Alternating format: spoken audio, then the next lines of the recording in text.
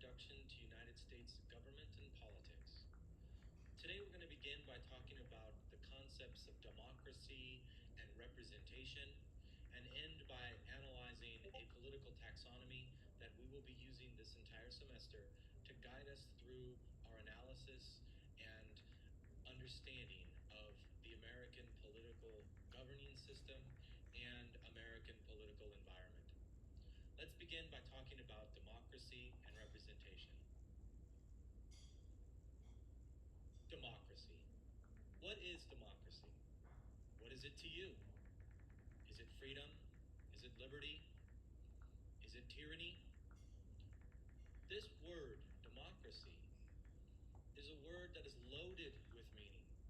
It is a word or a concept. It is an ideal. It is something that has changed over time. It has evolved. It has become many different things. Democracy in the 21st century is very different than democracy in the 18th century when this country was founded. Democracy today is very different than what democracy was intended to be. Democracy has changed in large part because we have changed. Who we are as a people today in the 21st century is very different than who we were as people when democracy first began. Democracy, like all political ideals and like all words, has a beginning. To understand what democracy is today and to understand our system of government as it was established by our founding fathers, perhaps we can begin this process by peeling back the layers or digging like an archaeologist to the word's root, to the essence of democracy. What was it intended to be? Democracy stems from a democratic ideology that was established in antiquity, specifically ancient Athens. The Athenians had two words that really began to establish an understanding of what democracy is and what it would become. The words demos and kratos capture the essence of any democratic society. Demos meaning the people, and kratos to rule. The essence of democracy in its purest form is the people to rule. This idea, coming from ancient Athens, is an idea that has shaped how democracies have changed over time. I think it's important for us to understand that although there is an etymological root or genealogy to the concept of democracy, it is also important to differentiate our democracy in the 21st century from that which it was in the ancient world. James Madison, one of our founding fathers in this country, had a very astute understanding of the history of democracy and suggested that our democracy in the United States should be a system of decentralized rule by the people, defined by what Madison called his principles of representation. Our system of decentralized rule, where the people establish how that rule shall be understood, Madison suggested should be defined by the existence of popular sovereignty, political equality, and political liberty. What we have seen most aggressively in the 20th century and continuing into the 21st century is an expansion of this democratic ideology, this promotion and expansion of democratic values, some of which are captured here in this definition: popular sovereignty, political equality, and political liberty, all of which we'll spend some more time talking about. But the expansion or the promotion of these democratic values, political scientists have begun to understand through a framework known as democratization. As we saw in the 20th century, democracy spread through Europe and, of course, in Asia, and even into the latter parts of the 20th century into Central and South America. And today, in the 21st century, as democracy is advanced in the Middle East, we see that the values of democracy are being promoted and expanded throughout the world in different ways. The expansion and promotion of democratic values is something that has become a point of tension in international relations as we study the way in which the United States and other Western democracies relate to other countries that are developing democracies. There's no question that as students of global politics study democratization, we study it through a framework of progress and evolution. Democracy, as it grows, is something that evolves and takes on different characteristics of its environment. Democracy in the United States in the 21st century is very different than democracy in the Middle East, in large part because the very essence of democracy is that democracy should take on the characteristics of those people. So as we study the expansion and promotion of democratic values, those values change in large part because the people for which those democratic institutions serve are different all over the world. In this class, we will not be studying democratization, but in courses of comparative politics and international relations, students spend an entire semester studying, analyzing, and comparing the way in which states develop and the way in which international policy can shift the democratization process. But the basic conception of democracy, going back to the ancient Athenian understandings and demos and kratos, is that a democratic system, democratic values, should promote a philosophy through which all of the people are served. And as we establish an understanding in this semester of the institutions of government that fit within our political framework, we will see that the institutions are established to serve all of the people with a goal of preventing tyranny, but with a more pragmatic approach of decreasing the probability for abuse of power. The system of government that was established in this country at its founding was established less by ideologues and more by pragmatic political scientists. As you will read Federalist 51, a very important founding document written by James Madison in the latter part of the 18th century at the time in which the Constitution was being ratified, Madison shows the scientific methods that went into the thinking and establishing of our system of government.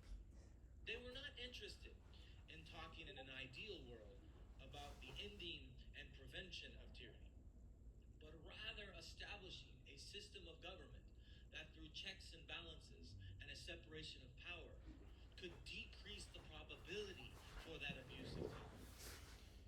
Recognizing that in a world of possibility, anything and everything truly is possible.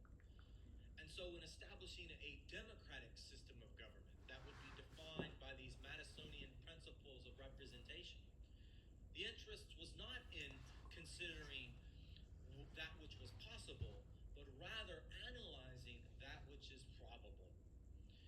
And as we move forward and as we study the Constitution and as we study the institutions of government, hopefully you will begin to see and maybe even appreciate how our system of government is concerned with not making it impossible for abuses of power to manifest themselves within our society, but rather doing everything we possibly can do to decrease the probability of the prevention of power and abuse of that power by any particular ruler or government.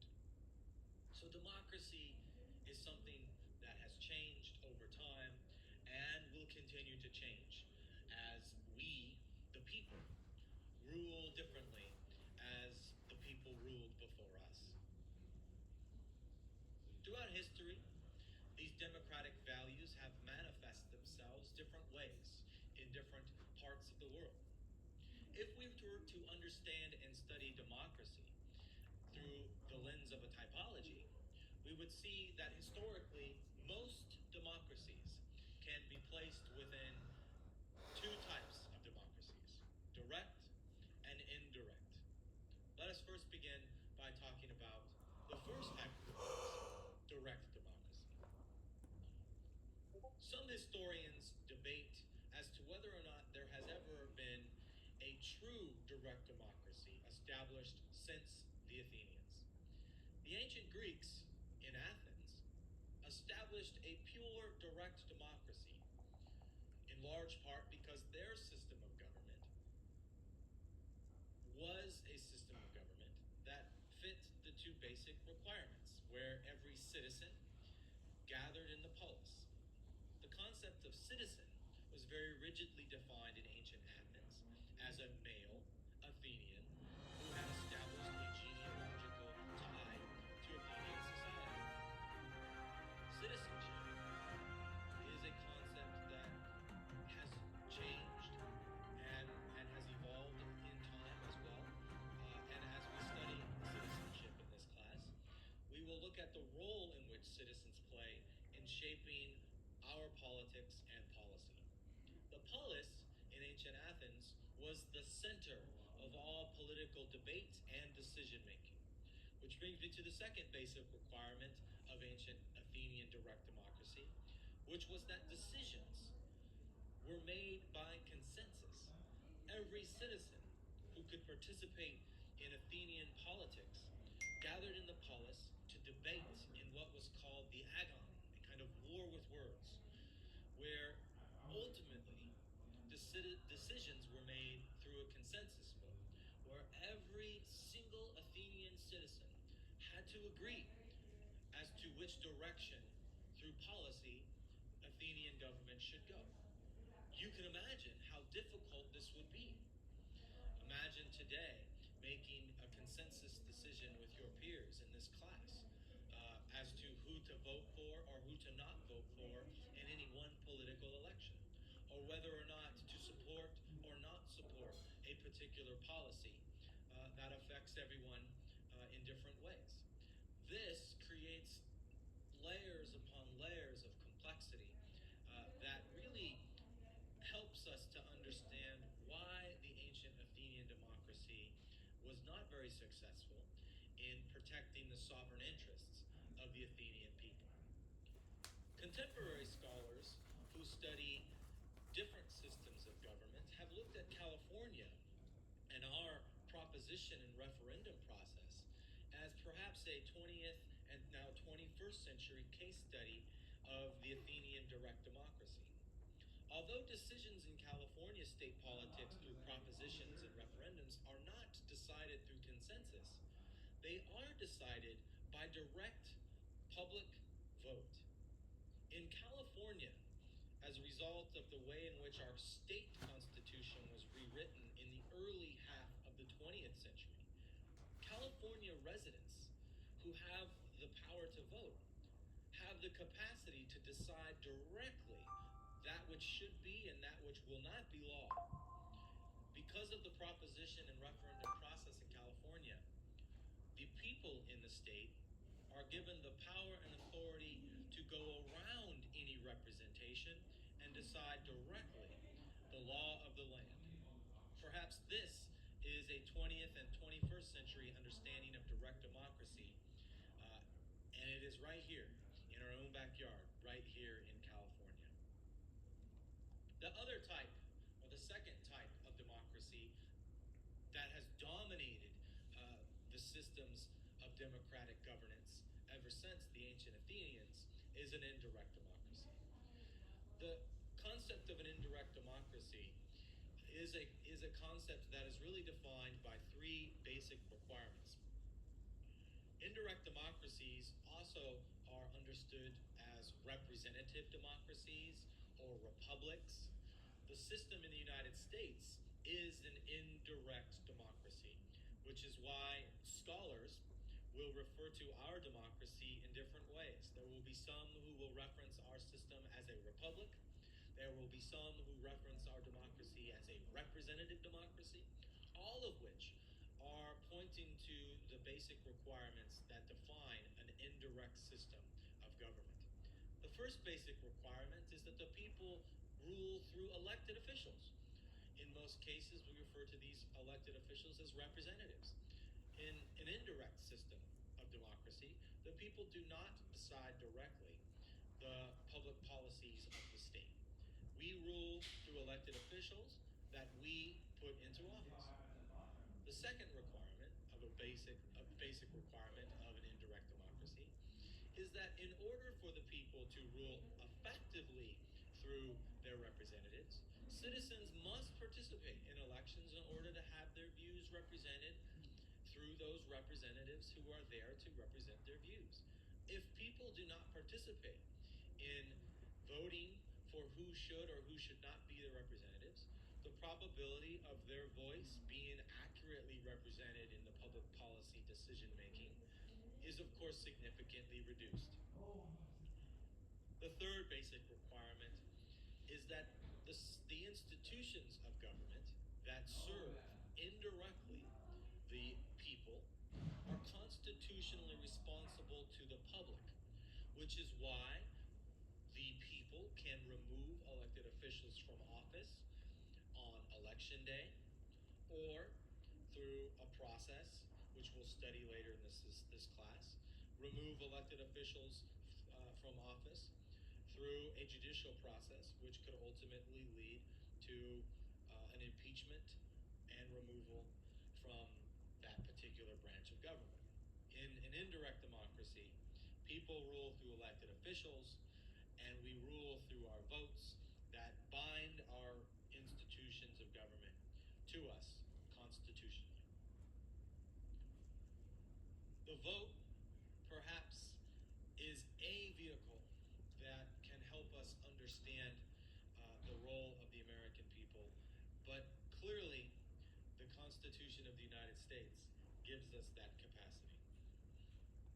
As we study the principles that define an indirect democracy or a representative government, perhaps it's important for us to consider the three principles that we established in that Madisonian definition of a representative democracy: popular sovereignty, political equality, and political liberty. Popular sovereignty is a fundamental characteristic of any representative government that serves as a goal, really, a target, all three of which our policies and our political environment are progressing to achieve. The principles of representation, popular sovereignty, political equality, and political liberty, have not been fully realized in American politics. And as we embrace the ideas established first by Abraham Lincoln, that we are trying to establish a more perfect union, we see clearly that these concepts, these principles of representative government, are projects in the work. Popular sovereignty, the basic principle of democracy that the people ultimately rule, is crucial to affirming that a representative system is akin to the essence of demos and kratos, the people to rule. Political equality, the principle that establishes where each person will carry equal weight in the conduct of public affairs, is crucial to affirming a basic premise of any democratic system of equality. Political liberty is important within a representative system where citizens are protected from governmental interference in the exercise of basic freedoms. We're going to spend some time talking about civil liberties in this class and how the Constitution carves out frameworks that establish protections in different ways for individual rights in the context of social equality. As we study political equality, political liberty, and popular sovereignty, we will see that these principles are defined not by a rigid sense of understanding, but rather defined by their capacity to change as we, the people, change. And as we think about these principles, it's important for us to think about questions as we analyze whether or not we've fully realized these principles of democracy. If we look at popular sovereignty and we ask a very simple kind of rhetorical rhetorical question, which is, does the government always do what the citizens want it to do? The answer is an obvious no. And if we look at political equality, do some individuals have substantial advantage over others? The answer is, of course, yes, which of course shows us clearly that we do not live in a state of equality. And as we consider the third principle of representation, and we ask this question, are individual rights and liberties universally available and universally protected from governmental interference? The question obviously is no. The answer to these questions perhaps paint a picture that our system of government isn't great, but perhaps it suggests that our system of government, perhaps more accurately, is not perfect. And that, without question, is correct. Our system of government is not a system of government in which all individuals are equal. It is not a system of government in which government always does what the people want. And it certainly is not a system of government in which our individual liberties are universally available and universally protected. We know, without question, that our system of government isn't perfect.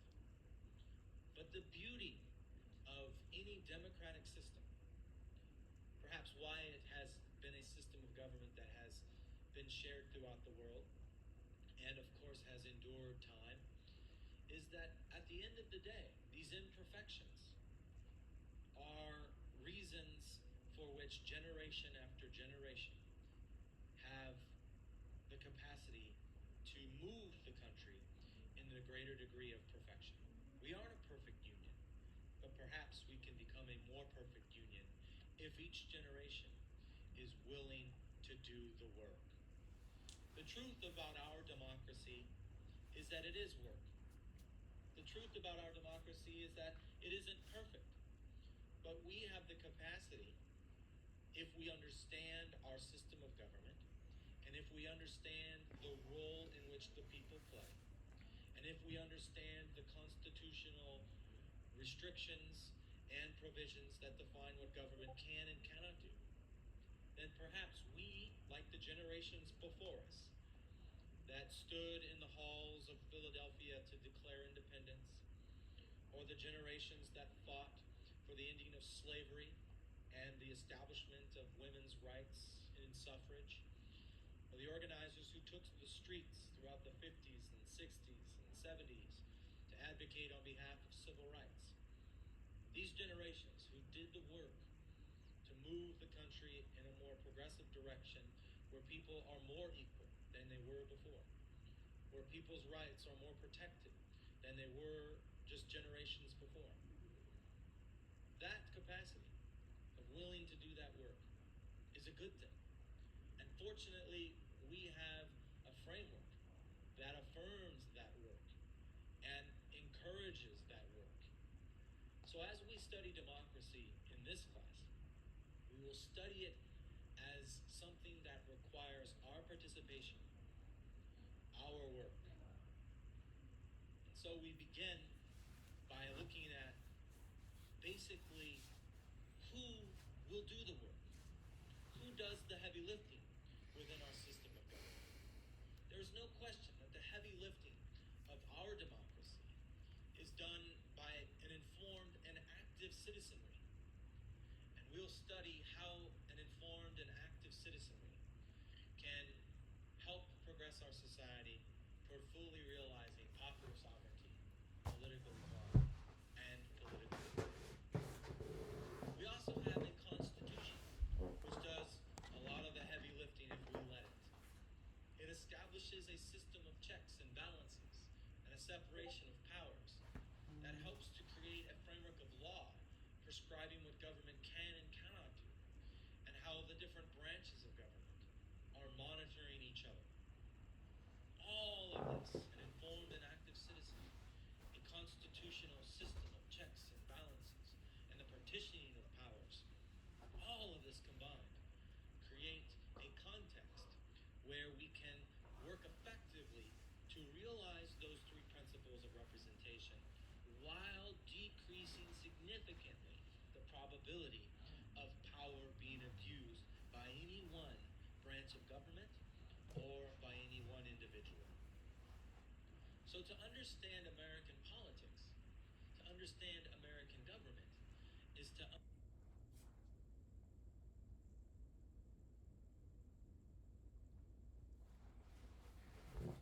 understand this complexity. And so in this class, the complexity of our democratic indirect system of rule will require us to organize this environment into a taxonomy, a democratic political taxonomy. This taxonomy or framework will help guide our understanding of a complex political environment where there are multiple things happening at multiple times. Much like standing in front of a massive art piece, we're required, if to understand the macro piece of work, to sometimes dive into the micro understandings of smaller pieces of that work of art. In the study of environments, in order to understand the macro ecosystem, we study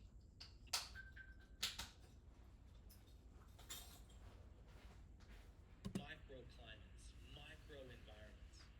In order to understand the macro complexity of the human body, we break up that complexity into micro, more smaller, understandable units. And if taken individually and then placed within a larger context, we will be given perhaps a more in-depth and more complete understanding of the macro complexity of our indirect democracy in the United States. So to consider our democracy through a taxonomy requires us to have an organizational framework. This semester, the taxonomy of indirect democracy has 4 basic levels. Starting at the bottom, the structural level. And moving our way through this taxonomy, we move into the linkage level, the government or institutional level, and finally, the government action or policy level. Let's first begin by talking about the structural level. The structural level is the foundation of this political environment. It is the primary catalyst for all action within our political environment. We will be looking at culture, the economy, and how culture and the economy affect and transform the different levels of our political taxonomy. We're going to be considering the role of the domestic and international forums that shape some of the policies that this country's institutions produce. We'll consider how and in what ways the domestic and international forums from which people are talking about our government and our policies shape the very essence of how the people are to rule. And of course, we will look at, in an in-depth way, throughout this semester, the Constitution of the United States, and how this Constitution, how the framework of law that prescribes what our government can and cannot do, helps to clarify the role of the people and the role of government in relation to each other. The linkage level is made up of multiple examples as well. Voting in elections is a way through which the people in the forums at the structural level link what we are wanting, what we are talking about, to the institution or governmental level. So the linkage level is understood in its utility. The linkage, the components within the linkage level, by design, are intermediaries between the structural level and the governmental level of our political taxonomy. Voting in elections, and of course citizen participation in elections, are crucial to understanding how we link what we want to government. Of course, the media has historically played a role in helping us to not only communicate what the people are wanting, but also the media has played a role in watching government and bringing what government is doing back to the people. Again, helping to shape and transform the dialogue that occurs within the domestic and international forums is in large part connected to the media. What we read in magazines and newspapers, what we hear on radio and in television, or of course, the role of new media through the power of the internet, uh, dramatically impacts our understanding of American politics, what government is doing, what government is not doing. The media has become a more and more important element within the linkage level, and we will spend some time this semester studying the role of media. Interest groups are, of course, a part of the linkage level as well, designed to pressure the institutions of government to conform with those particular interests of organizers and groups within that particular interest group. Obviously, interest groups have played a very significant role throughout the history of American politics, but a growing role in the past 30 years. We've seen the largest increase in interest group activity in the last 30 to 40 years of American politics, starting in the middle of the 1970s and all the way into the contemporary world. Interest groups have grown dramatically and continue to play a significant role in shaping our institutions and the public policies those institutions produce. And so we will study interest groups as well in this class, and we will study the pros and cons of interest groups, the good and bad of these particular things within the linkage level. Social movements are something, of course, that have played a role within American politics. Groups of citizens engaging in the forum, deciding to take their dialogue in a more active way to bring about pressure on our system of government to ultimately reflect what that movement is calling for within public policy. And of course, political parties, dominated in the 20th and 21st century by two major parties, the Democratic Party and the Republican Party. Of course, ours is a system of government in which multiple political parties play a role. The Civil Libertarian Party is the third largest political party in American politics today. The Green Party, the Peace and Freedom Party, these are all political parties that play a role in American politics, but it's clearly the Democratic Party and the Republican Party that serve as the largest political parties, there to serve as intermediaries, again, through platforms, as to what the people might or might not want in political parties. People join political parties because those political parties more accurately represent their political views.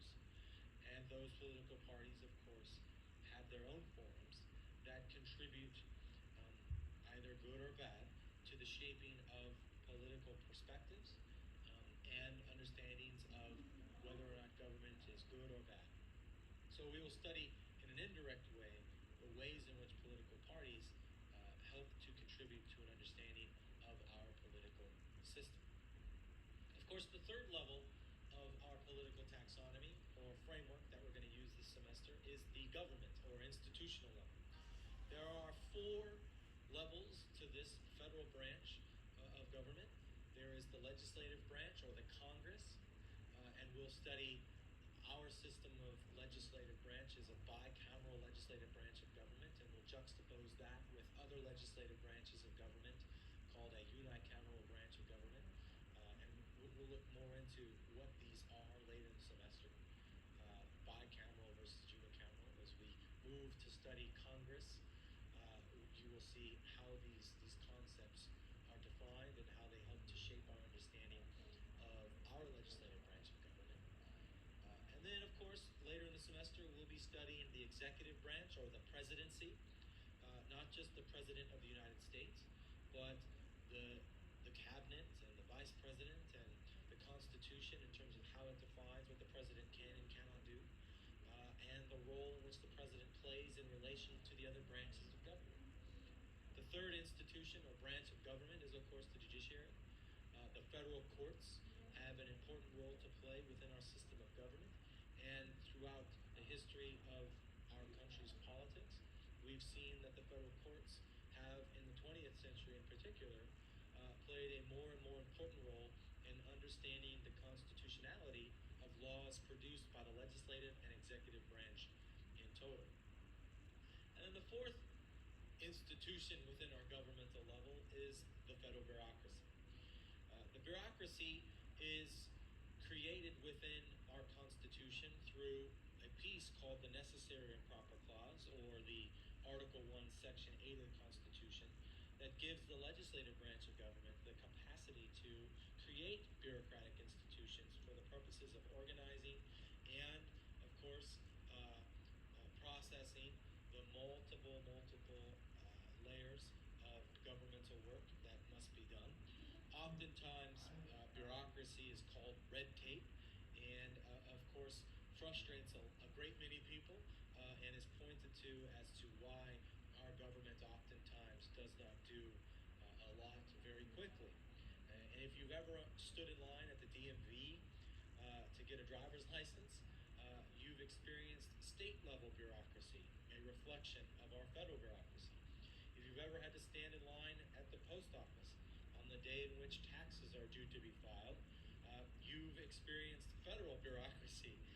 So bureaucracy is something we experience all the time. Even if you've stood in line here at this college, you've seen and experienced bureaucracy. And it is a little frustrating, and it is, of course, something that has caused a lot of complexity and problems within our system of government.